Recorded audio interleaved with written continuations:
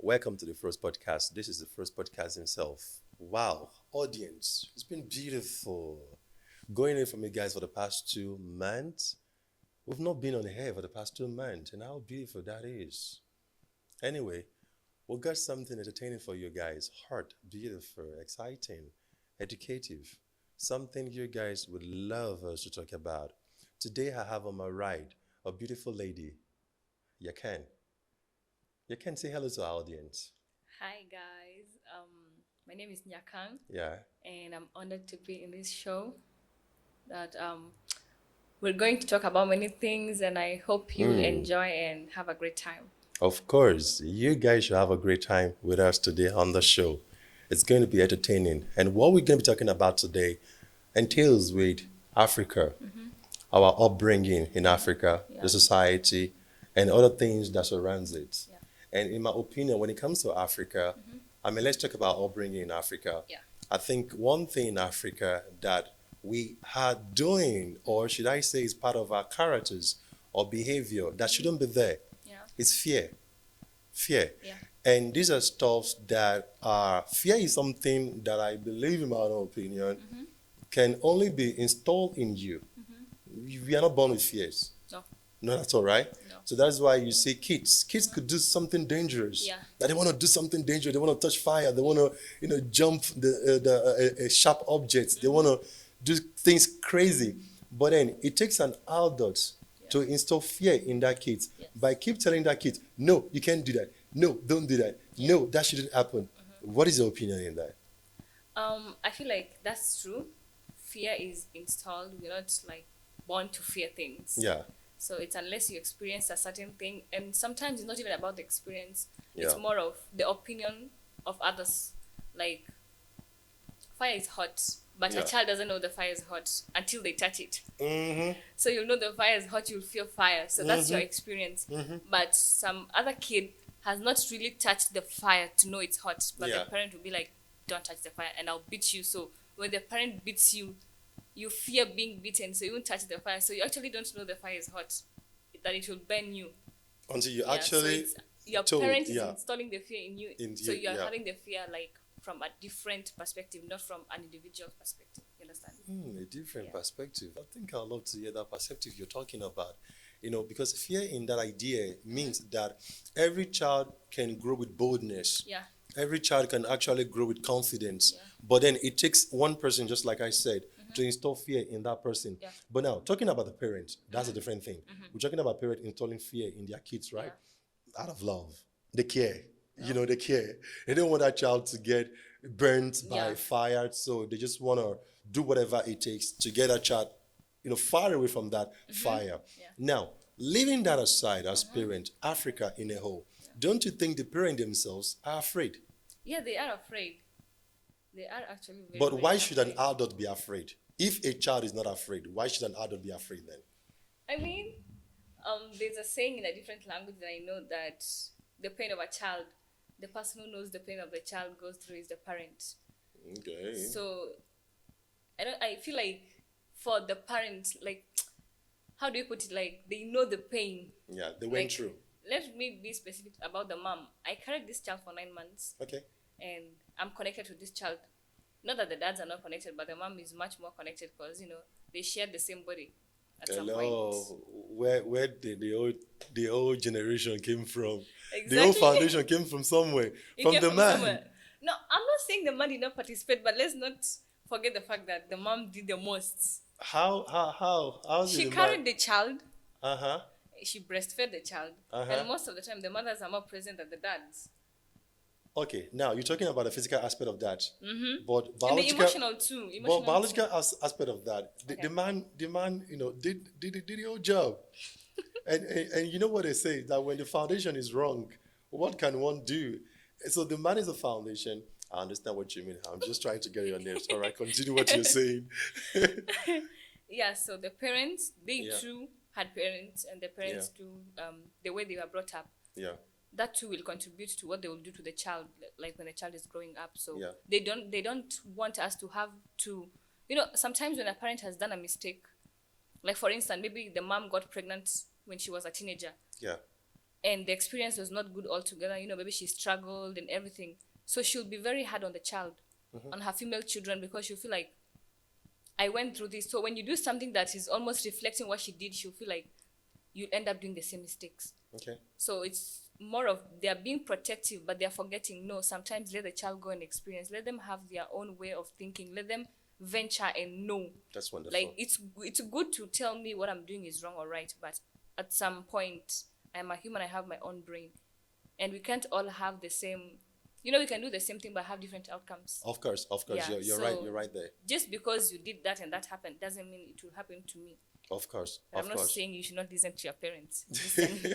They should listen to their parents. Yeah, but they should give us space to think. Yeah, to breathe, to think, Yeah. to think for ourselves as Yeah. kids, Yeah. and every teenager watching us out there right now, they Yeah. should understand that wherever your parents are trying to be, caring Yeah. in a manner of fear, Yeah. understand them in that aspect. They are not trying to be harsh on you No. or trying to, pull you out from your dreams. You saw your dreams. Yeah. You believe in those dreams. A child thought it could be a Superman, and then Understand. that child looked for a way to get to the fan Yeah. and just want to jump. And you wouldn't know the effect of the pain until you actually fall. Yeah. And our parents have gone through those dangerous roads. And out of fear, love, they feel that this child shouldn't go through that aspect too as well. Yeah. But then I still think that African parents should still allow their kids to fall. Yeah. Because a child that is trying to put his finger in a fire and you keep telling that child not to put their finger in a fire, would keep going there. Yeah. And it would be very bad if they went there when you are not around. Yeah. That would be worse. Yeah. So it's even nice when you are around them as a parent, able to guide them and allow them to actually get burned. So they don't really get burned. Yeah, but they don't- will still get burned anyway. Yeah, you get it? So it's okay to get burned. Yeah. So then at least when you get burned, your parents are there to guide you during those fire and then enable you to come out of it. Yeah. But in this way, you're not coming out really totally burnt, but you're coming out with knowledge. You're coming out with wisdom. You're coming out with understanding. Yeah. You're coming out being a witness. Yeah. So next time when you see someone going through that same direction, you are able to tell them, Master, I was in that direction a couple of days ago. Experience is You the best are teacher. going to get Yeah. so I got in burned, yeah. in that aspect, Yeah. we're teaching our kids today to grow with their own perception. And in that aspect, we allow them to grow with their own opinions as well. And parents need to be very, very careful with the way they guide their kids these days, because when you overshadow your child because you feel that they may get burned, you're killing their dreams. And there's a lot of negative thing going on social medias right now. Your kids are on social media. Your kids go to school talking about school. Your kids go to school and they have friends at school. Yeah. A lot of ideas has been installed in them already from school. Yeah, that's true. So sometimes kids come back home and they even see you parent like a demon. Yeah. Like, you this parent, you don't really love me. Yeah. So we need to allow our kids to experience what is out there, but in a guiding manner. Yeah. In a guiding manner. And talking about school, school also plays a major role in the life of our kids today. Out there, a child growing up till they get to a teenager. School plays major role.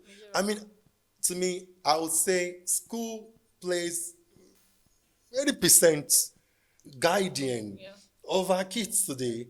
And these are parents that are also coming from a different backgrounds of life. Each of them have different issues following them from home. And you don't want to get to school and then forgetting yourself, these are people's kids. Master, these are not your own children. No. When you get home, go and get mad at them. These are people's kids, and you are being paid not to get angry at them. No. You're being paid not to install your full opinion on them, but listen to them. Because the kids these days are very smart. And they are so smart that they grow up and they wake up each and every morning with different ideas. And today's parents, African parents, again, whenever your child go like, Mom, I wish I could have a plane, or I want to be a pilot. And some parents are so afraid that they tell you to shut up. Shut up. What are you talking about? Why are you dreaming so big? Why do you want to use that car? And to the extent that a parent can be in a trotro with a baby, a child, a teenager, and that teenager kind of pinch his parent and go like, I love that car. And the parent could go all the way to say, no, don't do that. Those are thieves. Anyone you see with a good car, they are thieves. Anyone you see using something beautiful, they are all criminals. You are installing fear in these children. Yeah. Allow them to understand that wealth, it's beautiful. Yeah, it is. We should allow our kids today to understand that prosperity is for everyone. We should allow our kids today to understand that owning a house, having a car, having a good job, dressing properly, it's what is called basis. It is. These are what is called basis. What is not called basic is you having $1 million in your account. You would have to really work for that. But to own a house, to have a car and all that. So to me, I think the teachers out there, talking about schools now, education system, the teachers out there, they should. But before I go into what I think the teachers out there should try and install in our kids when they go to school and all that, what do you think? What do you think about the education system, especially in Africa? The education systems in Africa, they're educative, of course. Let's not forget about that. Yeah. But I wish the students could be more exposed to the reality of life, like how things are on the ground, more than the theoretical part of life in class. You understand? Okay. So, in as much as you are saying that the children spend much time in school with the teachers, still I feel like they still lack that emotional intelligence to deal with the children and everything. You're talking about the teachers now? The teachers too. The teachers too, they are not quite there yet. Because at home, maybe my parents don't listen to me.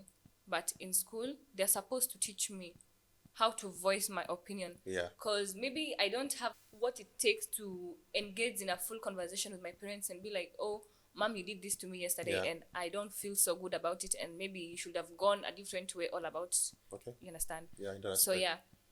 in the emotional aspect, I feel like we still have a long way to go. Okay. Yeah, we still have a long way to go in that teachers. Some of them too are dismissive. Okay.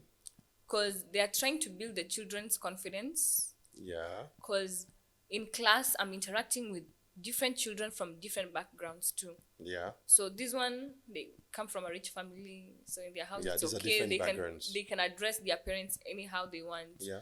This one is from like a very, very strict family. So by the end of the day, we are all different and we are learning new things from each other. That's a good thing about school. So it's your role as a teacher when you identify this child is having like interacting issues, they cannot socialize. It's your duty as a teacher to know how to go about it, how to talk to this child, encourage them that no, man is not an island. It's okay to talk to other children. It's okay to go outside and play with them. And it's okay to say how you feel and your feelings are valid. Yeah, that aspect too, I feel like we have a long way to go. And back to being taught like the real thing that's on the ground. Like, I don't need you to teach me the theory. Teach me how to make money. Don't teach me how, like, the theory, like money, how... Teach me like how am I supposed to do it? Yeah, like, to go practical about it. Be practical about it. Yeah, that's all I can actually say about school for now. But then that's beautiful. What you just said about the teachers, the teachers are bravos to them. They're doing a wonderful job. But they need to understand they're also weak in one aspect. Because I don't think you look for a solution when you don't admit you have a problem. That's true. It is one person who accepts a problem would also accept a solution. But in that aspect, I would like to talk about the policies and the personnel governing the schools. I'm a teacher. I've been employed to work as a teacher. I'm limited. Certain things. So there are do's and don'ts and the terms and conditions and policies and guidance of the school. And which I feel that every school authority should look into by educating their teachers, whom they are employing each and every day, emotionally aspect, and I'll talk to them about their personalities with the kids. It's not just about make sure the kids learn, make sure they do their homework. No, talk to them about their emotional, feelings. What happened in our time. Although those were wonderful schools. But then, you get to school on Monday, and the first thing you do for the next 1-2 hours is what happened to you guys over the weekend. You understand? It's the same thing. I don't think it's happening these days. It is. It actually is. It's still happening these days? Yeah. Are they still doing it? Are they still asking the kids these days? we are anticipating when we want to open school. I want to share what happened to me. What happened to you during the holiday? Yeah, we want to talk about it. We want to talk about And it. Yeah. in that area, it enables you, the teacher, to quickly sense Yeah. one or two things Yeah. that this did over the weekend that you don't think is right for that child to do, because they will always say the truth. Children say the truth. They always say the truth. So it is your duty as a teacher to call that particular child's parents. This is what he or she said they did over the weekend. Yeah. I think that's too much on them for now. Take it easy. This one said they were lacking. When these guys were talking about a weekend getaway, we noticed your child was not saying anything. And I got to ask the child if they did something. It was like, you're just home. Educate the parents about that. Yeah. Teach the parents too as well how to handle their kids, guide them, uprightly. Yeah. And if you know you can't do that as a teacher, that's why the first podcast is here. We're not just talking to teachers alone right now. We're also talking to Africans, and we're talking to parents right now. If you're a parent out there watching us right now, you need to understand that your kids don't need to be loved out of fear. Love them in love. Let them get burned. Allow your kids to get burned. And allow your kids to have their own ideas. Yeah. Allow them to share their opinions with you. It's so bad that African parents are the most, should I say, they love to give birth to a whole lot of kids in the world, and then don't really have time to nurture their kids. That's one thing I say about African parents. We know how to care in the little we have as an African parents. I think every family knows how to care in Africa, because if not, Africa, economy-wise. But anyway, in that aspect, if African parents are able to provide, you should also be able to provide your emotional support with today's kids. I think today's kids needs emotional support as well, which is lacking in our society, and which is the reason why the Western world kids today are going out of hands. They are going out of hands because their parents has given them some kind of a power that it's you. I mean, it's all about you. So in that area, I think Africa, we can do better. I think with our parents, they should, go close to the kids more. It's not just about food is ready. It's about, hey, baby boy, what happened to you last night? How was your night? What did you do in school yesterday? What happened with you and your friends today? It does not matter. See, let's leave age aside. African parents, we are so demanding. We are so demanding to the extent that we still demand your own child to go and be respecting you in some, in a fearful manner. Yeah, that's true. Yeah.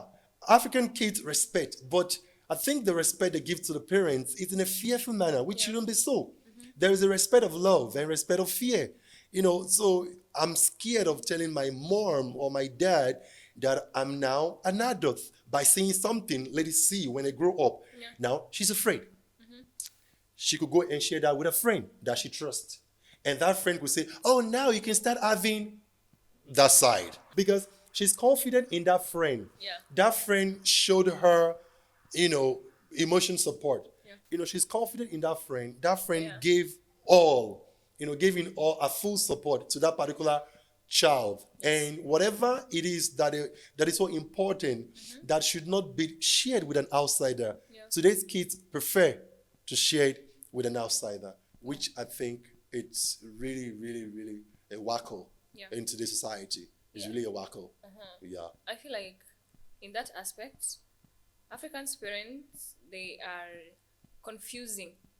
They are mistaking fear for respect. Yeah. So when I'm not able to talk to my mom, or when my dad walks in and all the children will stand up and leave their living room for him, they feel like, yes, and I am the man of the house.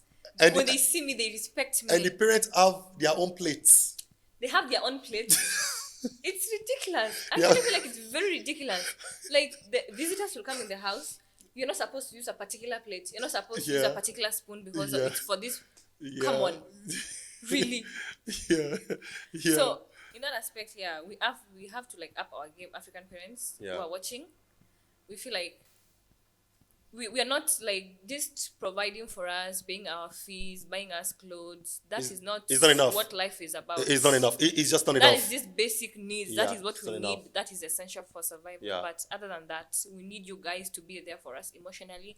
I want to have my mom by my side when I feel like, because there are times you don't even understand what's going on, what's wrong with you. You just feel like your heart is heavy. I want to go to my mom and be like, Mom, today my heart is just feeling heavy. I don't understand, or something happened to me, because sometimes the teachers will do things to you too, and it will really affect you academically. And I need my mom to be there, or my dad, and just be like, this happened to me in school today, and I don't need you to just judge me or be like, why are other students not complaining? Why is it? No, we are different. We have different ways of perceiving things. We have different way of understanding. So if I come to you as my mom or my dad and I feel like, no, today something happened in class, or my friend said this and I don't know how to feel about it, I need you to just lower yourself to my level. Reason as a young child like me, or rather be there as an adult and be like, oh no, if they said this is how you should feel about it, or next time this said this and that. So African parents, we need you, really need you emotionally, because that's how children end up going astray. Because I could have just come to you and be like, oh, Dad, this happened in you, but you could have been like, oh, that's normal, or be like, oh no, this should have been done. But I'll go to my friend, they are going to give me really bad advice, and your friends you're going to is what we call society, which is the topic we're going to be talking about. We're going to be diving into that in some other part of this whole conversation. Hello, people out there, our audience. I hope we've been able to give you guys a show today. We're talking about African parents and fear and upbringing, also our educational system, because you know what they say, if the foundation is wrong, what can you guys do? So it's all about the foundation. We need to participate in our kids, our children today, their lifestyle, emotionally. Not just thinking because you check what your child did on phone yesterday, so you feel you are guiding enough. What about their emotions? What about their feelings?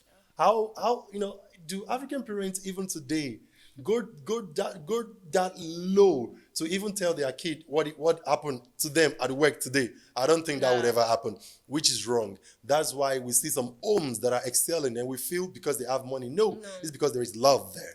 There is bond there. You don't go to any body house, that are this house, and you see father somewhere, mother somewhere, kids. They have that time. They have that time of understanding where, parent could, easily ask their child, what are you feeling today? Hey, do you have a boyfriend? It's just a way of psyching them. But an African parent, come and ask a 15 years old daughter if you have a boyfriend.